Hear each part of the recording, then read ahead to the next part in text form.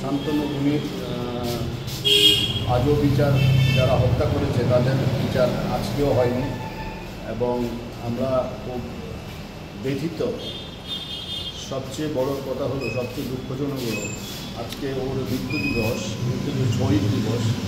আজকে আমরা এসছি ওর শহীদদের প্রতি আমরা শ্রদ্ধা জানাতে।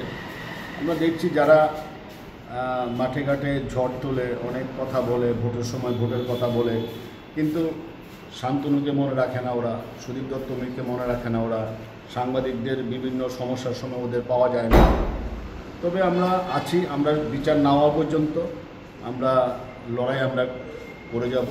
সেখানে কতজন আসলো কতজন গেল সেটা মনে রাখে না, কিন্তু আমরা আমাদের লড়াইয়ের প্রতি আমরা অবিচল থাকব। পাশাপাশি আমরা সিবিআইয়ের দৃষ্টি আকর্ষণ করছি যে আপনারা দয়া করে আপনারা আর দেরি করবেন না, বিচার যাতে সঠিকভাবে হয় সেই চেষ্টা আপনারা যত দ্রুত সম্ভব করুন।